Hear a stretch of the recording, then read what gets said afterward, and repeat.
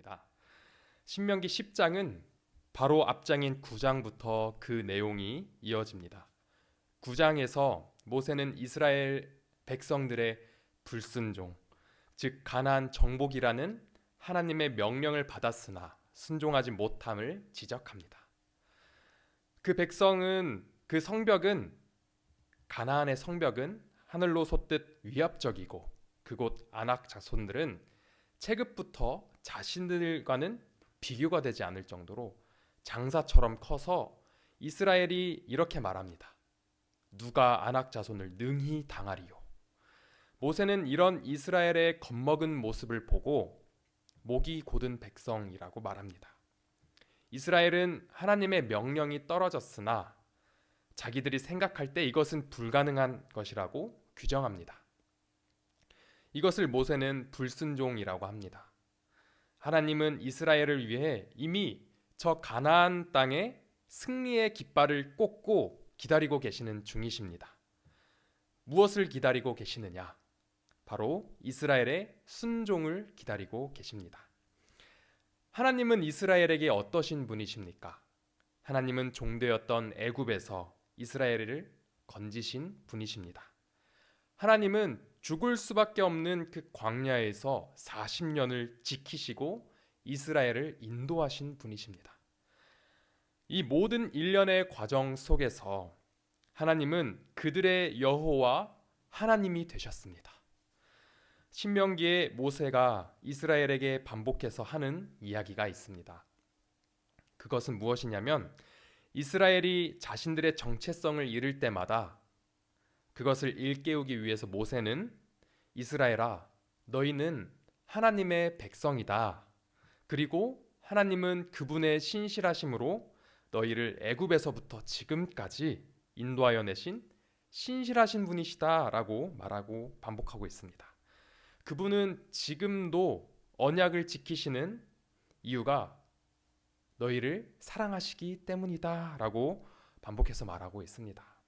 왜 모세가 이스라엘에게 하나님이 어떠신 분이시라는 것, 그분이 너희를 애굽에서 건져내신 여호와이심을 자꾸만 상기시켰을까요? 자꾸 그들이 세상의 모습으로 돌아가려고 하니까.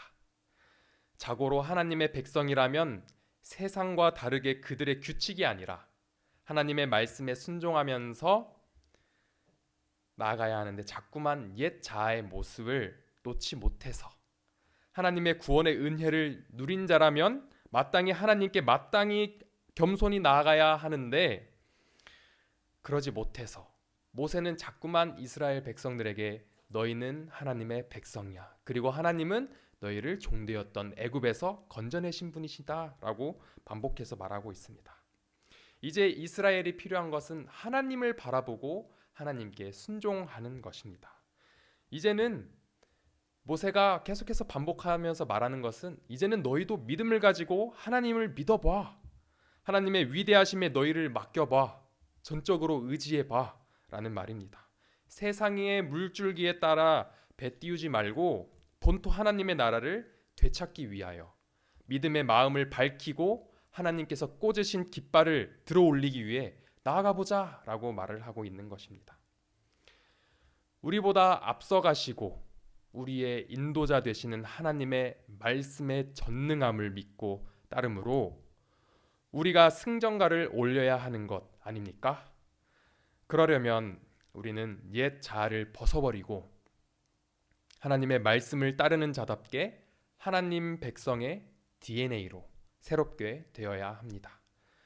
이스라엘의 행동을 이루고 생각을 이루며 또 더 나아가 마음을 이루어야 하는 것은 바로 하나님의 말씀입니다.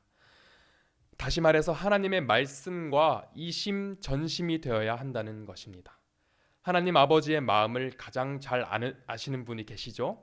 그분은 예수님이십니다.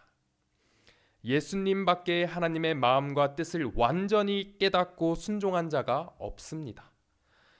예수님은 오직 하나님만 바라보셨습니다.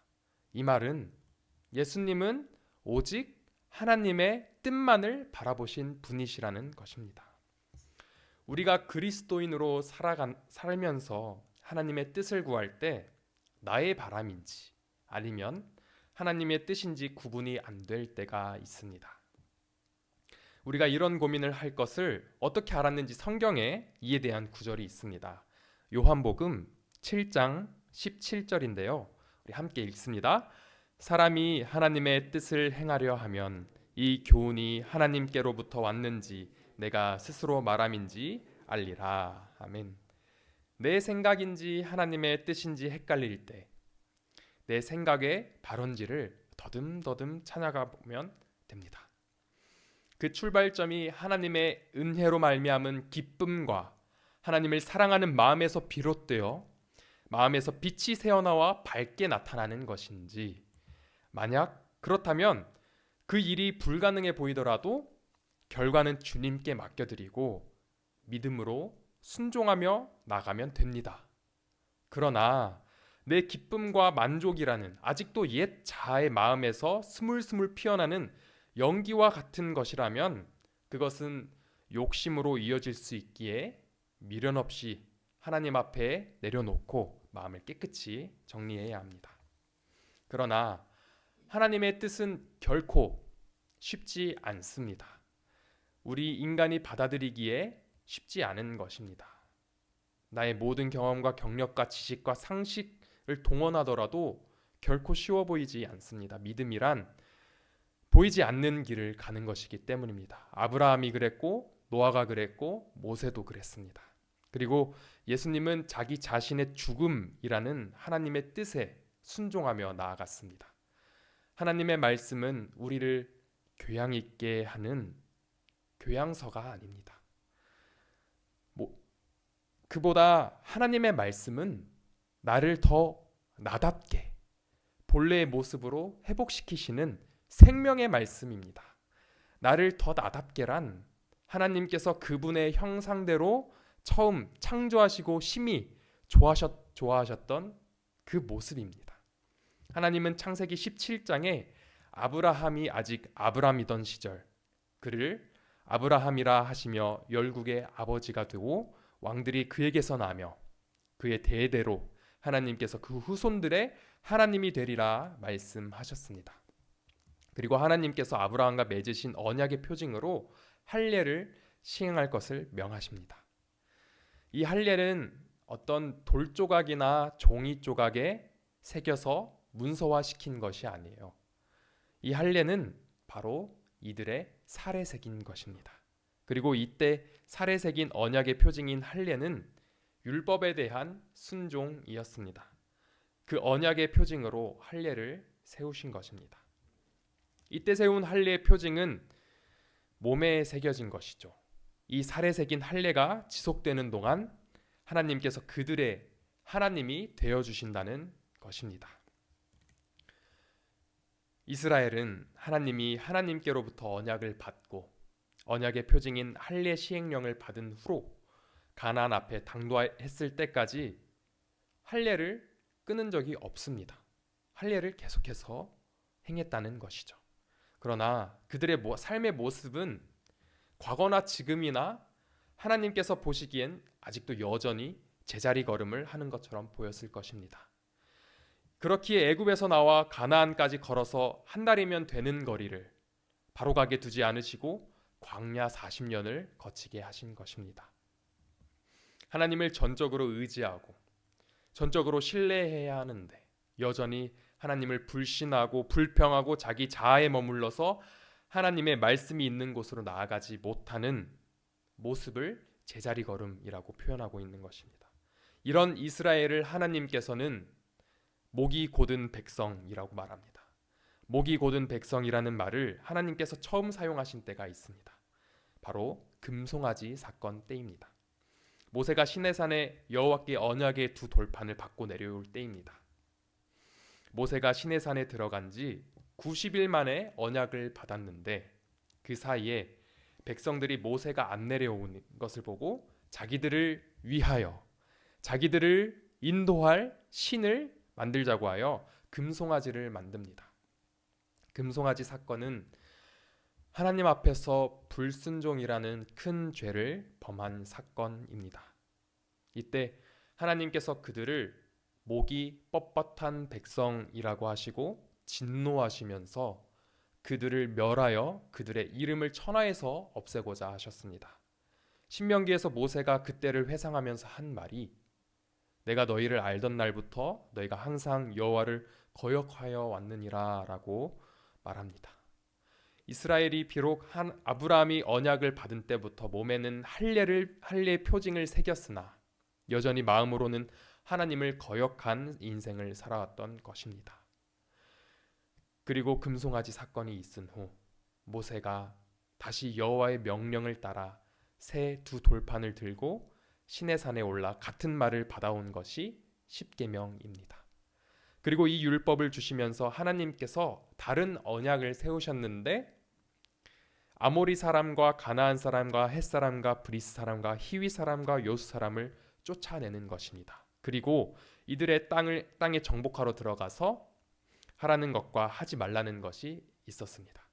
먼저 하지 말라고 하던 것은 그들과 언약을 세우지 말라는 것이었고 하라는 것은 그들의 제단과 우상을 깨뜨리고 찍는 것이었습니다.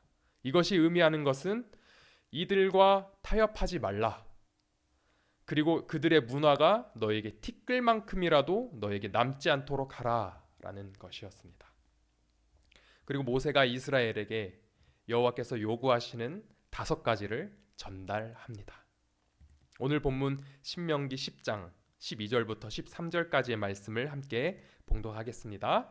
이스라엘아, 내 하나님 여호와께서 내게 요구하시는 것이 무엇이냐?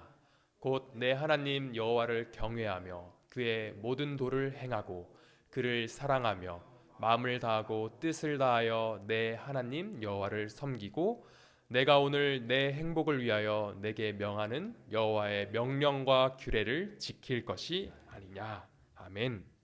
하나님께서 가나안 앞에서 그토록 반항하고 떼쓰고 자기들 멋대로 하며 급기야 금송아지를 만들었던 이스라엘에게 요청하신 5가지는 다음과 같습니다. 하나님 여호와를 경외하는 것, 그의 모든 도를 행하는 것, 그를 사랑하는 것, 마음과 뜻을 다하여 하나님 여호와를 섬기는 것, 마지막으로 여호와의 명령과 규례를 지키는 것. 이상 5가지입니다. 방금 5가지 요청이 가리키는 것은 결국 하나입니다. 바로 하나님께 순종하는 것입니다. 하나님께 순종하면은 그분을 경외함과 사랑이라는 2가지가 필수적으로 있어야 합니다. 하나님을 경외하면 저절로 그분의 도를 행하고, 즉 그분의 모든 길로 걸으며 하나님을 사랑하면 마음과 뜻을 다하여 하나님을 섬기고 그분의 말씀을 지키게 되는 것입니다. 경외와 사랑, 이 2가지는 우리가 눈으로 확인할 수 없는 추상적인 것입니다. 이 2가지는 모두 마음에서 발생되는 것들이기 때문입니다. 그럼에도 불구하고 하나님께서는 하나님 경외와 사랑, 이 2가지를 바탕으로 그분의 길을 걸으며 그분을 그분의 말씀에 순종하는 거, 그리고 그분의 계명을 지키는 것을 요구하고 계십니다. 이것들은 겉으로 드러나는 것들입니다. 그러나 이것들은 우리가 의식적으로 노력해서도 할 수 있고 아니면 우연히 할 수도 있는 것입니다. 그러면 이 우연히 할 수도 있다는 것은 우리 말고도 또 하나님을 믿지 않는 일반 사람들도 할 수 있다라는 것입니다. 여기에 대해서 바울이 로마서 2장 25절부터 27절까지 율법의 행함에 대해서 할례자나 무할례자나 율법을 행함 그 자체가 중요한 것이 아님을 말하고 있습니다. 그러므로 이 겉으로 드러나는 것들도 중요하지만 무엇보다 중요한 것은 마음이라는 것입니다. 그래서 바울도 로마서 2장 28절부터 29절까지 마음의 할례에 대해서 말하고 있는데요. 함께 읽겠습니다. 무릇 표면적 유대인이 아니요 표면적 육신의 할례가 아니니라. 오직 이면적 유대인이 유대인이며 할례는 마음에 할지니 영에 있고 율법 조문에 있지 아니한 것이라. 그 칭찬이 사람에게서가 아니요 다만 하나님에게서니라. 아멘. 이 마음, 여호와를 경외하고 사랑하는 것, 이 기초가 잘 세워져야 합니다. 그리고 오늘 본문은 이를 위해 살에 새겼던 표징, 즉 할례를 어디에 새기라고 합니까? 마음의 할례를 행하라고 합니다. 함께 본문 신명기 10장 16절을 봉독하겠습니다. 그러므로 너희는 마음의 할례를 행하고 다시는 목을 곧게 하지 말라. 아멘. 구약의 이스라엘에게도 신약의 그리스도인들에게도 신앙생활과 믿음의 기초가 되는 것은 바로 이 마음, 토부였습니다. 이 마음이 하나님 보시기에 심히 좋은 상태로 회복되어야 합니다. 무엇을 통해 하나님의 기쁨이 될 수 있습니까? 하나님은 무엇으로 우리에게 새 생명을 주셨습니까? 바로 말씀입니다. 예수님께서 따르셨던 것도 바로 하나님의 말씀이었습니다. 예수님은 이 말씀을 이루시기 위해 이 땅에 인간의 육신을 입고 오셨고 죽음으로 그 말씀을 완성하셨습니다. 말씀 안에 하나님의 뜻이 있습니다. 하나님의 뜻이 이 말씀 안에 있습니다. 그러므로 우리가 가장 나아닿을 수 있도록 마음이 회복되는 것, 그 길은 바로 이 말씀 안에 있습니다. 그래서 본문 신명기 10장 13절에서 행복에 대해서 말하고 있습니다. 함께 읽겠습니다. 내가 오늘 내 행복을 위하여 내게 명하는 여호와의 명령과 규례를 지킬 것이 아니냐. 아멘. 우리의 행복을 위하여 무엇을 하라고 합니까? 여호와의 명령과 규례를 지켜라 라고 말하고 있습니다. 하나님의 말씀을 지켜 행하는 것이 우리의 행복인 줄 믿습니다. 누군가 그리스도인인 우리에게 행복이 무엇이냐 물어보면 이렇게 답합시다. 예수 그리스도. 따라해볼까요? 예수 그리스도. 누군가 우리에게 행복에 대해 묻는다면 우리의 대답은 예수 그리스도가 되는 것은 어떨까요? 오직 예수님 한 분만이 하나님의 모든 말씀과 뜻에 온전히 순종하셨기 때문입니다. 우리 행복과 생명에 대해 말씀하시고 있는 신명기 32장 46절과 47절을 함께 봉독하겠습니다. 시작. 그들에게 이르되 내가 오늘 너에게 증언한 모든 말을 너희의 마음에 두고 너희의 자녀에게 명령하여 이 율법의 모든 말씀을 지켜 행하게 하라. 이는 너희에게 헛된 일이 아니라 너희의 생명이니 이 일로 말미암아 너희가 요단을 건너가 차지할 그 땅에서 너희의 날이 장구하리라. 아멘. 하나님의 말씀을 지켜 행하는 것이 우리에게 무엇이래요? 우리의 생명이라고 합니다. 그리고 방금 함께 읽은 46절에 하나님의 말씀을 지켜 행하기에 앞서 우선되어야 하는 것이 있었는데 혹시 찾으셨나요? 모든 말을 너희의 어디에 두고? 마음에 두고. 말씀을 어디에 두어야 한대요? 우리의 마음에 두어야 한다는 것입니다. 그러므로 우리가 거룩하게 행할 때 행동과 말투만 거룩할 뿐만 아니라 어디도 거룩해야 할까요? 우리의 마음까지도 거룩해야 합니다. 왜냐하면 말씀이 우리의 행동에만 작용하는 것이 아니라 말씀이 우리의 마음에 있기 때문입니다. 하나님의 말씀이 우리의 마음에 있다는 것은 우리의 마음에 곧 하나님이 계시다는 것과 같습니다. 이 말은 우리의 삶이 온전히 누구에게 달려 있다는 것입니까? 바로 하나님께 달려 있다라는 것입니다. 하나님이 우리의 주인 되시는 인생 되시기를 바랍니다. 하나님이 내 마음에 계셔서 하나님이 바라보시는 곳을 나도 보고 하나님의 마음이 있는 곳에 나의 마음을 두어야 한다는 것입니다. 하나님의 마음이 어디에 있습니까? 억압된 자에게 있습니다. 약자에게 있습니다. 오늘 본문 신명기 10장 18절과 19절을 함께 봉독하겠습니다. 시작. 고아와 과부를 위하여 정의를 행하시며 나그네를 사랑하여 그에게 떡과 옷을 주시나니 너희는 나그네를 사랑하라. 전에 너희도 애굽 땅에서 나그네 되었음이니라. 아멘. 하나님의 마음은 고아와 과부 그리고 나그네에 있습니다. 그리고 그들을 사랑하십니다. 하나님께서 이들을 사랑하신다는 이유가 무엇입니까? 우리를 기뻐하시고 택하셔서 구원을 허락하신 은혜 아닙니까? 고아와 과부와 나그네의 공통점은 바로 그들은 도움이 필요하다는 것입니다. 이들의 공통점은 누군가의 도움이 없으면 살아갈 수 없다는 것입니다. 우리가 바로 그 자리에 있었습니다. 고아와 과부와 나그네가 다른 사람이 아니라 바로 우리의 과거의 모습입니다. 하나님을 만나기 전, 복음을 받아들이기 전, 예수님을 믿기 전, 바로 그때가 우리의 모습이었습니다.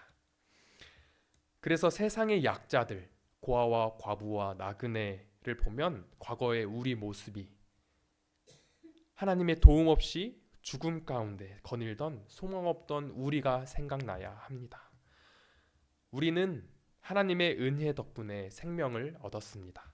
그러므로 우리는 저들, 고아와 과부와 나그네를 보면 우리의 과거가 떠올라야 합니다. 그리고 저들을 사랑하고 품고 실질적인 도움을 주어야 합니다. 십계명의 핵심 두 가지가 무엇입니까? 바로 하나님 사랑과 이웃 사랑 아니겠습니까? 누구에게 사랑받기만을 바라는 사람이 아니라 은혜 입은 자라면 마땅히 어떻게 하면 이웃을 사랑할까를 더 고민해야 하지 않을까요? 그래서 우리는 우리에게 유익이 되는 사람과 친구를 맺기보다 우리에게 도움이 안 되는 사람들에게 찾아가 친구가 되어 주어야 합니다.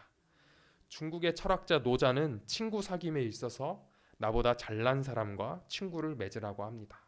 그러나 우리는 그리스도를 본받아 심령이 가난한 자들을 찾아가시기를 바랍니다. 저는 미국 횡단 여행을 할 때가 있었습니다.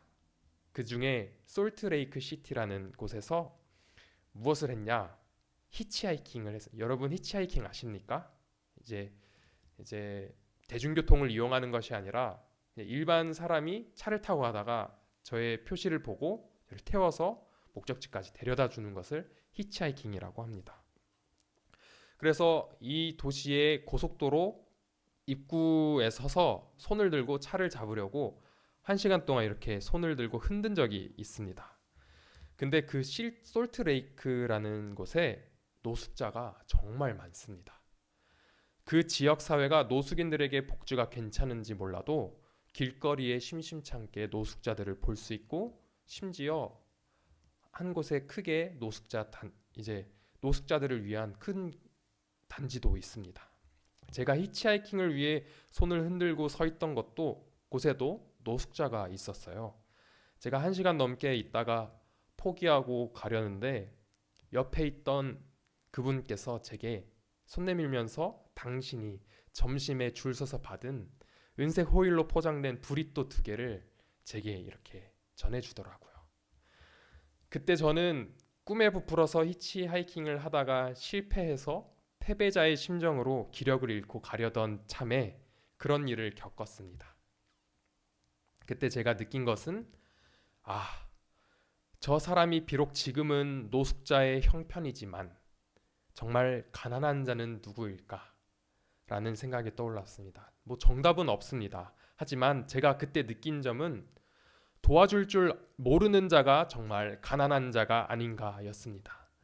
그때 저는 여행한다고 정말 멋들어지게 선글라스도 끼고 멋있는 청남방을 입고 비싼 카메라도 들고 있었는데 그 모든 것들이 모두 의미를 잃어버렸습니다.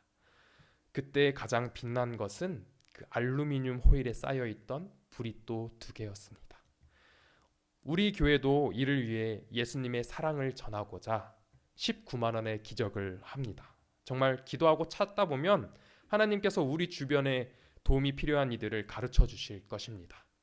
그리고 하나님께 지혜를 구하는 과정을 꼭 거치시고 정말 형식적인 사역이 아니라 예수님의 사랑을 전하는 귀한 사역으로 이어질 수 있으면 좋겠습니다.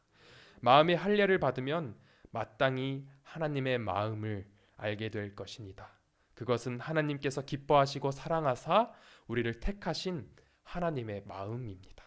우리가 고아와 과부와 나그네를 사랑할 때 하나님의 마음을 배워가고 깨닫게 될 것입니다. 우리에게 유익이 되지 않는 상황에 기꺼이 찾아가 사랑을 실천하는 것, 즉 약한 자들의 이웃이 되는 가운데 하나님을 경험하고 배워갈 것입니다. 하나님의 마음을 더욱 알아가는 방법은 무엇입니까? 하나님의 뜻을 알아가는 방법은 무엇일까요?